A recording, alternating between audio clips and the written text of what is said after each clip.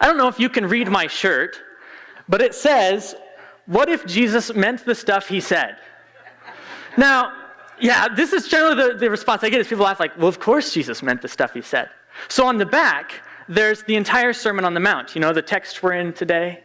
Matthew 5 through 7, it's all there. It's even in red letters for you, okay? What I find funny about this shirt, though, is that I often get this response from people. They're like, well, yeah, of course Jesus meant the stuff he said. And I'll say, yeah, it's got the Sermon on the Mount on the back. And they will say to me, what's that? And it kills me a little, because it's like, okay, you believe that Jesus meant the stuff he said, but you don't know what he said. And I think that's kind of the point of this shirt.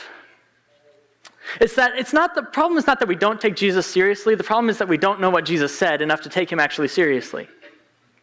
And so if I were to leave you with one, take this home and do this, I'm going to give it to you right here at the start of the sermon. If you could take the Sermon on the Mount and memorize it, that would be an incredible thing for your Christian life. Because the Sermon on the Mount is like Jesus' longest sermon. This is basically his kingdom. This is what he wants it to look like. In fact, we're going through the whole Sermon on the Mount with this series. And so if you just memorize the verses we talked about each week, it's like a verse a day. I think you could do it. But this text, we find Jesus on a hill, right? On a mountain. Do you remember Bruce talked about this last week? Jesus has gone up on a mountain and he's giving his new law. And it's kind of like the image of Moses going up on the mountain in the Old Testament to give the Jewish people the old law, right? The only difference is that Moses had to get his law from God. Jesus doesn't have to wait. He is God. And he's giving his new law of what his people are supposed to be like. And the text we're in today, Matthew 13 through 16, is the who of the text. It's the who of Jesus' sermons. He did the blessing last week because he was telling you his kingdom's upside down. This week he's going to tell you, who are you supposed to be? The rest of the sermon will tell you how you are supposed to be that. So to be honest with you, if I really wanted a good sermon, I would read this text and then I would read the rest of the Sermon on the Mount and sit down. Because Jesus is going to tell you exactly what it means to be salt and light. But I want to pull out a few things for you, so let's get to our text. Matthew chapter 5, verse 13. You are the salt of the earth. But if salt loses its saltiness, how can it be made salty again? It is no longer good for anything except to be thrown out and trampled underfoot. You are the light of the world. A town built on a hill cannot be hidden. Neither do people light a lamp and put it under a bowl. Instead, they put it on its stand, and it gives light to everyone in the house. This is who we are to be. We are to be the salt and light of the world. And to be honest with you, I think salt and light are two sides of the same coin. The coin is love, and salt and light is how we're supposed to be that. So let's start with salt, shall we? What is the purpose of salt in our culture? We use it for a lot of things, right? We use it for flavor. We use it sometimes in soil as like a fertilizing agent. We use it in preservatives. We use it in soaps and scrubs, scientific processes. But what did Jesus mean when he said, you are the salt of the earth? The most common use for salt in the ancient world was as a preservative. And this is basically how it works, is you take the salt and you rub it on the meat, right? And by rubbing the salt on the meat, you're creating an unequal amount of salt. Basically, salt is one of these things that likes to spread out and even out wherever it is. So you have a bunch of salt on the outside of your meat. It wants to even out and move salt onto the inside of your meat, okay? But what happens is it forces osmosis. So water, then, the water in the meat, is forced out and replaced with salt. The thing about microbacteria is it needs water to survive. And so by moving water out of the meat, the microbacteria can't grow, and thus your meat lasts longer. Now, this isn't a problem for us because we have refrigerators, right? And freezers, and we don't really have to rub salt on all of our meat. But in the ancient world, that's what they did to preserve it. So what does Jesus mean? That you and I are the salt of the earth, the preservative of the earth. I think it means this, that you and I are to preserve goodness in this world. I don't think any of you would disagree that our world has a penchant for going very, very bad, right? I mean, we can look at this on a global scale. You don't have to look very far. We can look at it on a national scale, on a local scale. We can even see it in our own lives, right?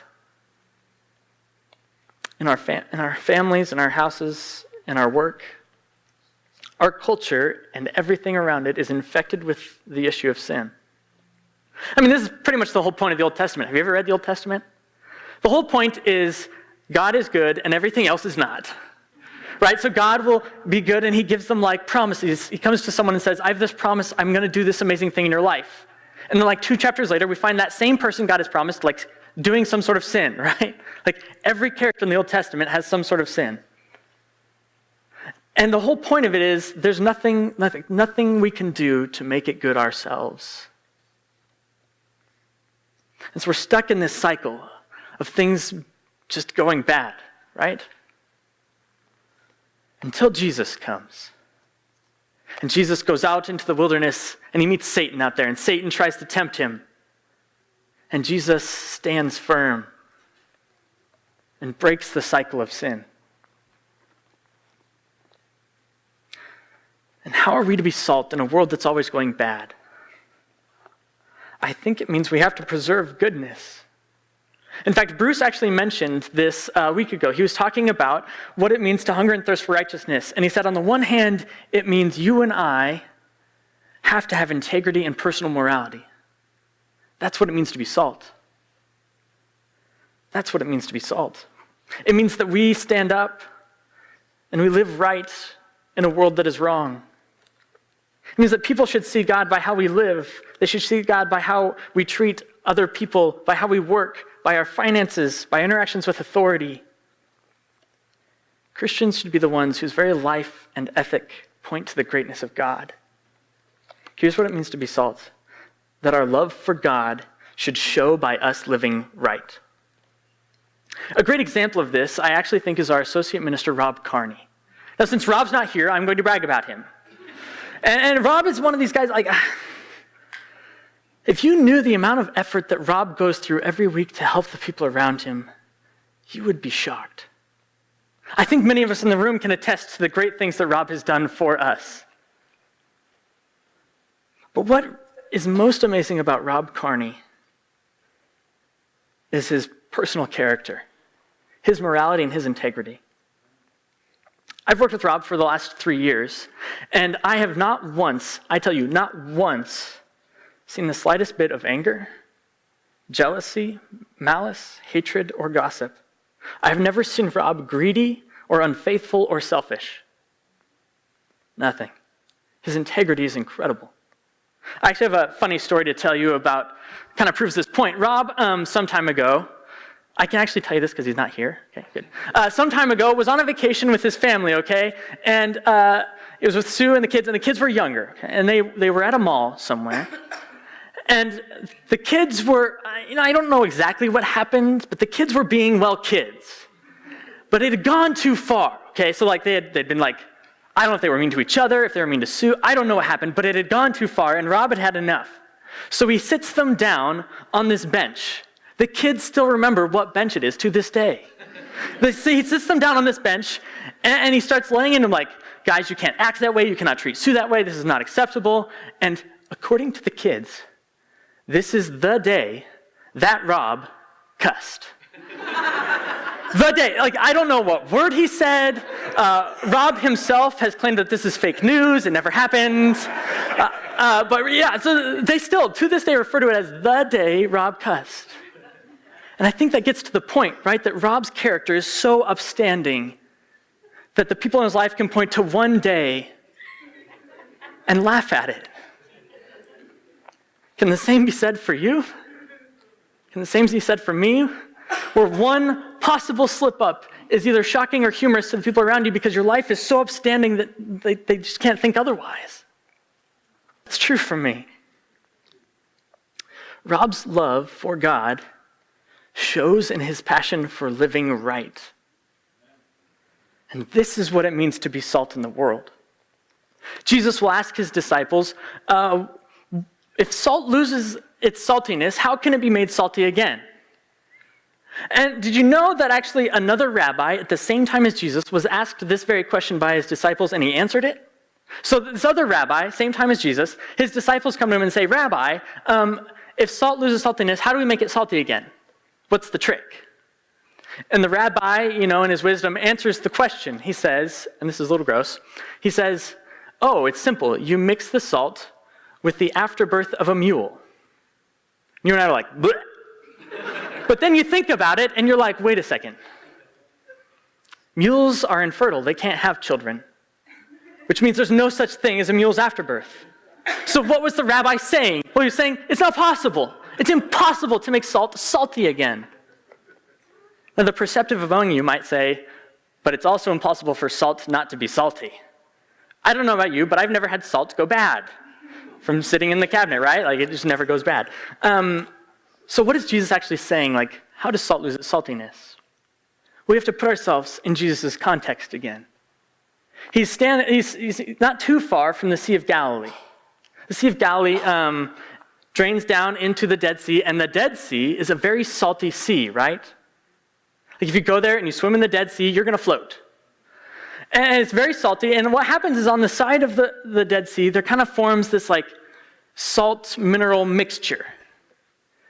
And it looks like salt, and I'm sure if you tasted it, it would be very salty. And so what would happen is the salt dealers would go down and they would scoop up this salt mineral compound. Now the problem was it wasn't really salt. It was salt mixed with other things. And they would scoop it up and they would take it to the market and they would sell it as pure salt. And so people would come, they would buy this salt, and it wasn't pure. And what would happen is they'd take it home, they rub it on their meat, and of course it's not as much salt as they think. And so not as much salt is moving into the meat, not as much water moving out. Okay, microbacteria starts to grow, ruins the meat. And this is what Jesus is saying. Listen, this is what he's saying. Don't let your salt be mixed with other things. My friends, people will try to sell us salt mixed with other things. I can give you an example. You've heard the phrase, God helps those who help themselves. This is a phrase people have passed it off as if it were a biblical passage, like it was in the Bible, Jesus said it. I have a truth for you. It is never said in the Bible. It is not salt. It is sold with salt, but it is not salt. It is not a biblical idea. In fact, about this idea, God says more things like, he sends his rain on the righteous and the unrighteous alike. Or when Paul writes, when we were dead in our trespasses, you can't help yourself if you're dead. In the uncircumcision of our flesh, he made us alive with him, having forgiven all our transgressions. When we were helpless, not able to help ourselves, God helped us. And so we must be very, very careful that we don't buy salt mixed with other things. And there are a lot of things. I can't list them all for you today, but I will list a few that affect Americans more than others. Materialism has been sold with the Christian salt. I mean, Christmas, hello. Individualism, right? It's a very American idea. Partisanism. Even nationalism can be very dangerous for a church. I mean, my heart breaks when I consider the churches in Germany during World War II who stood by and let Hitler reign and said nothing because they'd been sold a salt that was mixed with other things. So our kingdom is the kingdom of God, not the empire we live in. We are called to be salt. And when any of these things affect our love for God and our love for others, then our salt has lost its saltiness. Let's move to the second image that Jesus gives. You are the light of the world. What does Jesus mean when he says light? That's a good question for us. Let us also put ourselves back in his context. Imagine a group of travelers. They're heading from Jesus' area, Galilee, and they're walking to Jerusalem. You know, Jerusalem was a city on a hill. And so they're walking to Jerusalem, and night starts to fall. Well, their world is very different than ours, right? Like, we have street lamps, like everywhere. In the ancient world, that was not the case. Despite what our movies show, which is like, I don't know if you've like watched movies, and then like these ancient movies, there's like torches lighting the road all the time. I have news for you. They did not have torches lighting the road all the time. Like, that didn't happen. And so it would get really dark. And there were things in the darkness. There were robbers and there were wolves. And imagine you're a walker, you're kind of stumbling around in the darkness, you can see the road below you, but you don't really know what's out there. And in the distance, you see a little light on a hill, Jerusalem. And man, what good news that would be. You know you're getting to your destination. You know you're not that far, you only have a little bit way to go. Church, this is our purpose. To be a light that guides the weary travelers who have been walking in darkness for some time. And our hope is that when they come to the light, they'll find that it's not us that's standing there, but Jesus. If you read the book of John, you'll actually find more of what Jesus meant when he said light. In John chapter 3, Jesus has a really interesting interaction with a guy named Nicodemus. Nicodemus is a Pharisee, and he comes to Jesus at night, which is a really important code word for what's going on in this situation. And so he comes to Jesus at night, and he says to Jesus, Jesus, I know you're a prophet come from God. And so they have this little conversation about what it means to be a part of the kingdom. And Jesus says to Nicodemus, well, Nicodemus, you need to be born again. And Nicodemus is like, so I need to go back to my mother? And Jesus is like, what? No. Like, you need to be born of the Spirit. So he has this conversation with Nicodemus, and he gets to the end, and he has this great verse, right? John 3:16. For God so loved the world.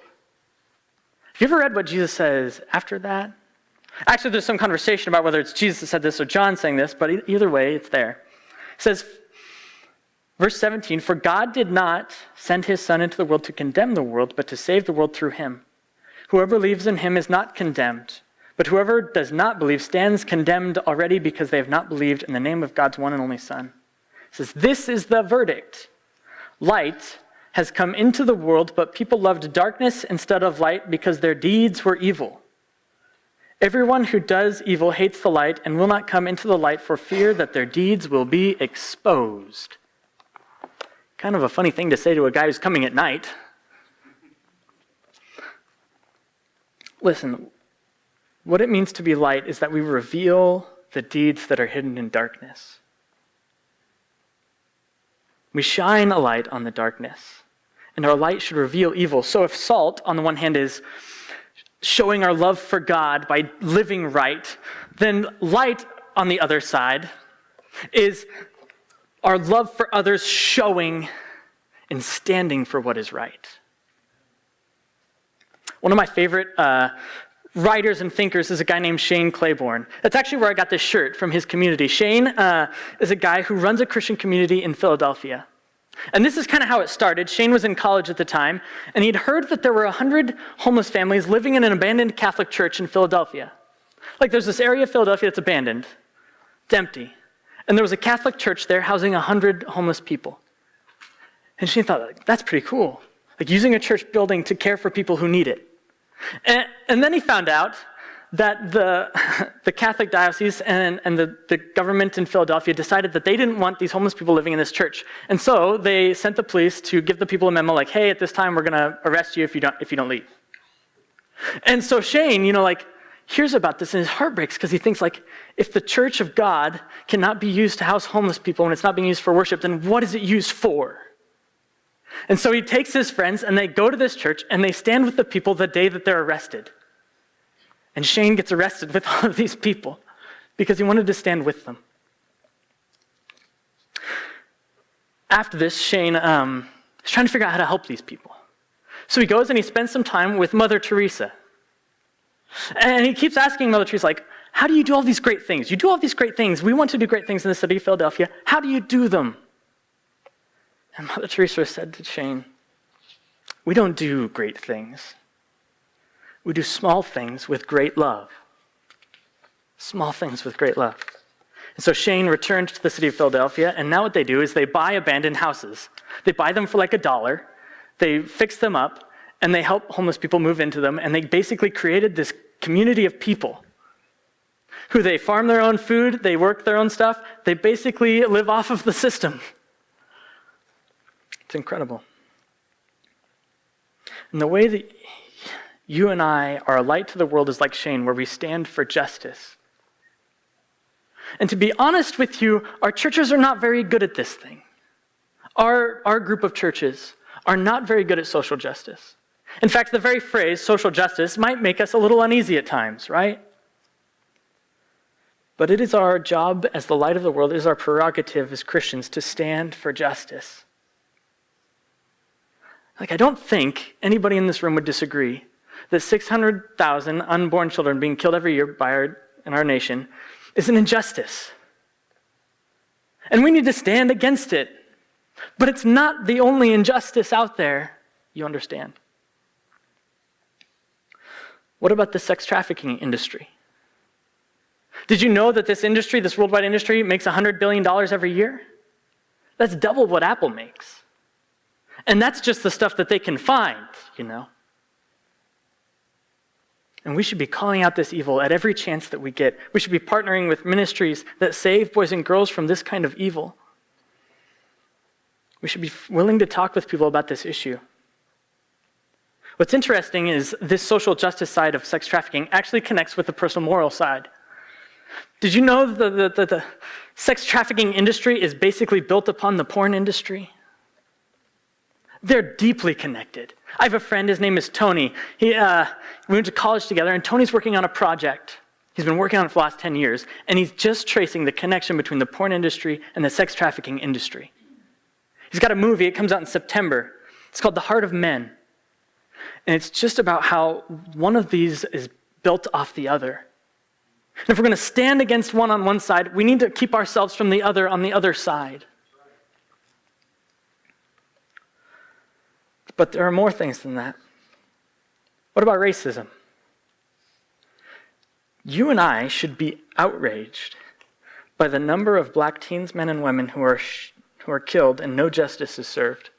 It's a disproportionate amount. There are a lot of statistics to support that. And to be honest with you, it's an offense to God when we just remain silent when justice is not served. And so we need to stand with communities that have been affected by these kind of things. We need to stand by the victims and stop blaming them.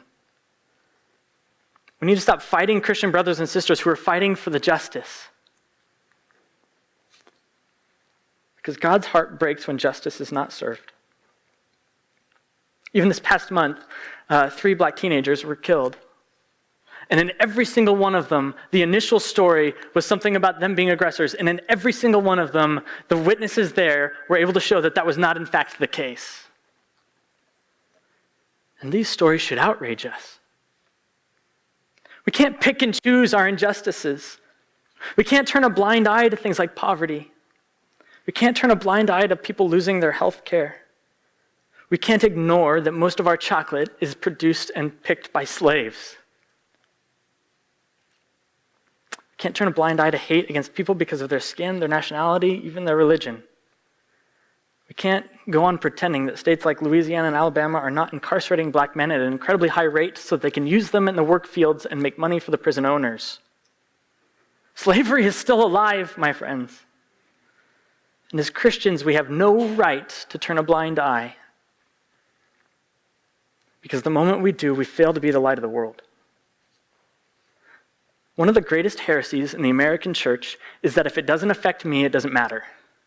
There's nothing further from the truth. Now let me say this.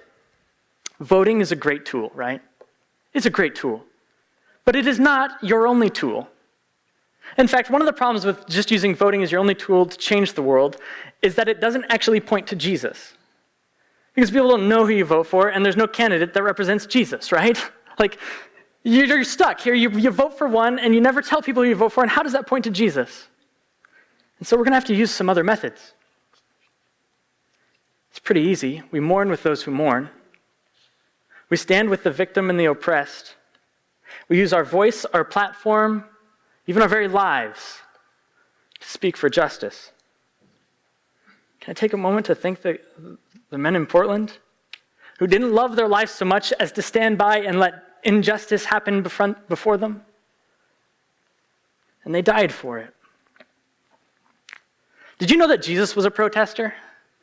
This might come as a surprise to you, but he actually did. In fact, this will, in a lot of ways, lead to why he died. Towards the end of his life, Jesus, comes to Jerusalem and he rides the donkey into the city. We all love this scene, the triumphal entry, right? Jesus is king. All right. What does he do after that? Well, he goes in, he kind of looks around, and then he goes out to Bethany, and you're like, well, that's weird. And then he comes back the next day, and he goes to the temple. And what does he do in the temple? Well, he sang some songs and gave some offering. No! Jesus goes into the temple and he finds the money changer's table.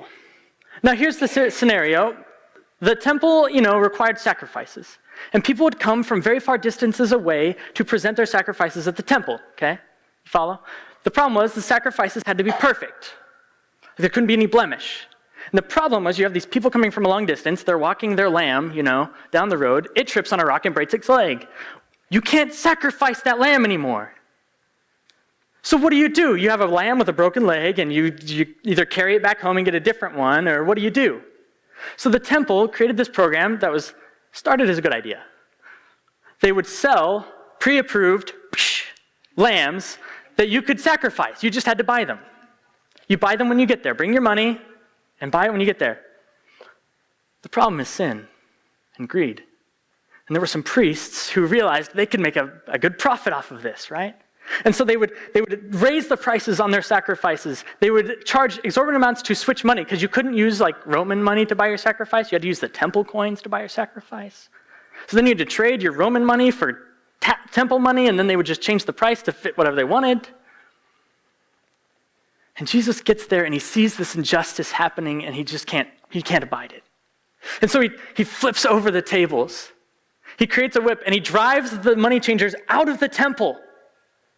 You realize that Jesus is stopping sacrificing. That is a protest. And we need to be salt and light. And my friends, I want to be like Rob. I want to be like Rob, whose life is so full of integrity that those around can't help but be drawn to Jesus. I want to be like Rob, whose love for God is shown in his passion for living right. And I want to be like Shane, who stands against the injustices, whose love for others is shown by standing for what is right.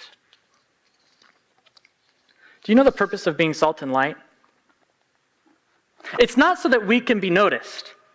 It's not to build up our own awesomeness. The purpose of being salt and light is actually found at the end of our text. Did you catch it? That they may see your good deeds and glorify your Father who is in heaven. The point of being salt and light is that people will see Jesus, not us. Does your life point to God? Are you standing for justice in a way that people can't help but praise the God you serve? Are you living such a life of integrity that people have no answer to your life but to worship God in heaven? Let me end with one more Shane Claiborne story. Some years ago, the mayor of Philadelphia became rather antagonistic to Shane and his friends. I mean, they're basically breaking the system, and so they didn't really like Shane Claiborne and his Christian community. And one of the things that Shane's community used to do is they would go down to the local park and they would feed homeless people in the park. And so the mayor made this law that you couldn't feed homeless people in a city park, okay? And Shane and his friends, they're heartbroken about this. How do we continue to feed these people who, for the most part, might not have another meal if we don't give it to them? So they hatched this idea. They learned that in their city, they could have a church service in a public park. So they had a church service, and they invited their church, and they invited all the homeless people, and they brought them together, and they had a sermon. They sang some songs. And then they had an extended time of communion. But they didn't do bread. No, they prayed about it and thought about it and decided that for the body of Christ, they would use pizza. And for the blood of Christ, they would use soda. And so, that day, they had communion with pizza and soda. And they literally used the body of Christ to feed hungry people. The mayor, of course, was not happy. He had them arrested, Shane and his friends. And they go to trial, and they get into the room, and the judge, has them all stand, and he looks at Shane, and he says, "Is that true?" And what he was looking at Shane's shirt. Shane had a shirt just like this, except it said, "Jesus was homeless." And the judge says, "Is that true?" And Shane says, "Well, Jesus did say The birds of the air have nests, the foxes have holes, but the Son of Man, talking about himself, has no place to lay his head. Do you know the next time in the Bible that Greek phrase, lay his head, is going to be used? When Jesus bowed his head and died on a cross. The only bed Jesus ever knew was a cross. And so he says to the judge, yeah, it is. And the judge nods. And he says to the group, I see no reason why this trial should continue. And he threw out the trial. You see, because Shane chose to be the salt and the light of the earth, he was able to proclaim the gospel of Jesus Christ to a courtroom of people. And when we choose to be salt and light in our world, God will be glorified.